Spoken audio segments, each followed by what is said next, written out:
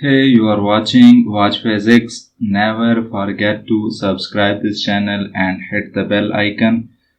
In this video, we are explaining a very important topic of class 11 physics, which is law of conservation of momentum. Law of conservation of momentum को explain करने से पहले हम एक term को describe करेंगे which is isolated system. According to this,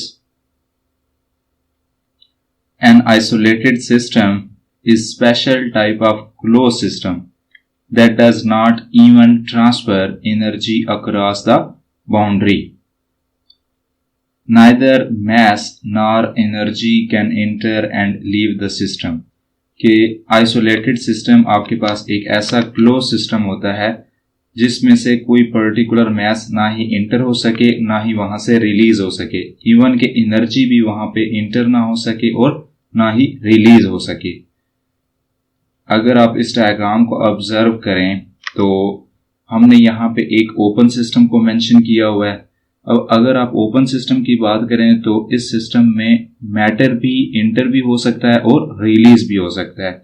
energy इस system में इंटर भी हो सकती है और रिलीज भी हो सकती है. लेकिन अगर आप क्लोज सिस्टम की बात करें तो इस सिस्टम में एनर्जी तो इंटर भी हो सकती है और रिलीज भी हो सकती है, लेकिन कोई पर्टिकुलर मैटर ना ही इंटर हो सकता है और ना ही रिलीज हो सकता है.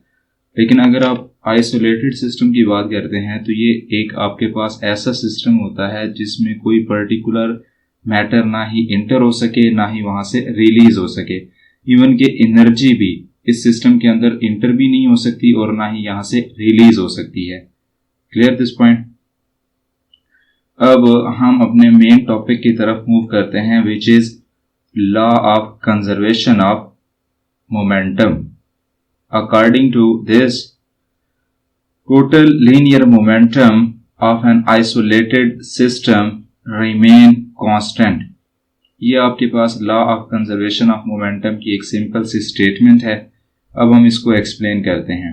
हमारे पास दो बॉल्स हैं जो मूव कर रहे हैं. एक बॉल का मास m1 है, दूसरी बॉल का मास m2 है. जिस बॉल का मास m1 है उसकी वेलोसिटी v1 है और जिस बॉल का मास m2 है उसकी वेलोसिटी को हमने v2 के साथ मेंशन किया है. आफ्टर सम टाइम t दोनों बॉल्स एक दूसरे के साथ कोलाइड करते हैं. जब ये कोलाइड करते हैं तो दोनों बॉल्स एक दूसरे के ऊपर इक्वल मैग्नीट्यूड में लेकिन रिवर्स डायरेक्शन में फोर्स अप्लाई करते हैं. Got this? Because masses are same then after collision velocities will exchange. जब दो बॉल्स जिनका मैसेज सेम हो कोलाइड करते हैं तो इन बॉल्स में कोलिजन के बाद वेलोसिटीज एक्सचेंज हो जाती हैं. तो बॉल m1 की वेलोसिटी v1 प्राइम बन जाएगी और जो बॉल m2 की वेलोसिटी होगी वो v2 प्राइम बन जाएगी. अगर आप इसको थ्योरेटिकल एक्सप्लेन करना चाहते हैं तो जो चीज़ आपने यहाँ पे एक्सप्लेन की है उसी को थ्योरेटिकल वर्क में कन्वर्ट करते हैं कि consider N isolated system of two balls having mass m1 and m2. के दो बॉल्स हैं जिसका मास m1 है और m2 है. बॉल m1 की वेलोसिटी v1 है, बॉल m2 की वेलोसिटी v2 है. आफ्टर टाइम t दोनों कोलाइड कर जाते हैं.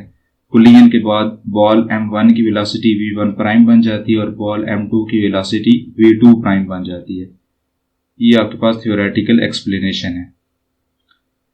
अब हम इसको एक्सप्लेन करते हैं mathematically. Change in momentum for body m1. Ball m1 में change of momentum f multiply by t is equal to m1 v1 prime minus m1 v1. मतलब final momentum minus initial momentum, collision के बाद वाला momentum minus collision से पहले वाला momentum. Same as it is change in momentum for body m2. तो f prime multiply by t is equal to m2 v2 prime minus m2 v2. It's mean के collision के बाद वाला momentum ball m2 का minus collision से पहले वाला momentum. Got this? Adding both equation. ऊपर वाली दोनों इक्वेशंस को हम ऐड करेंगे तो f multiply by t plus f prime multiply by t. Equation के एक साइड को हमने प्लस कर लिया इज इक्वल टू, अब हम सेम काम दूसरी साइड पे करेंगे, m1 prime minus m1v1 plus m2v2 prime minus m2v2। Got this point? अगर आप इस होल फैक्टर को जो मैं मेंशन कर रहा हूं इसको ऑब्जर्व करें, यहां से t फैक्टर कॉमन आता है तो हमने उस फैक्टर को कॉमन लिखा, f plus f prime into t is equal to, बाकी जो सारी की सारी इक्वेशन है आप एज इट इज लिख देंगे। Got this point? Acting force F is equal and opposite to reaction force F prime. हमने ये पढ़ा है कि जब बॉल्स कोलाइड करते हैं तो दोनों एक दूसरे के ऊपर इक्वल मैग्नीट्यूड में लेकिन रिवर्स डायरेक्शन में फोर्स अप्लाई करते हैं। ये चीज हमने पहले पढ़ी है। क्लियर? तो हम F प्राइम को इक्वल कर सकते हैं माइनस F के। Clear this point? यहाँ पे माइनस रिवर्स डायरेक्शन को रिप्रेजेंट कर रहा है। Got this? हमने वो इक्वेशन लिखी अभी जो हमने फाइंड की है, तो F प्राइम की जगह पे हम पुट कर सकते हैं माइनस F। मैंने माइनस F रिप्लेस किया F प्राइम की जगह पे, F minus F into T is equal to, बाकी सारी की सारी equation same as it is हम राइट कर देंगे। Got this point? अब आपके पास ये जो फैक्टर है F minus F is equal to 0 जब t के साथ मल्टीप्लाई हो जाएगा तो ये सारे का सारा होल फैक्टर 0 के इक्वल हो जाएगा। Got this point?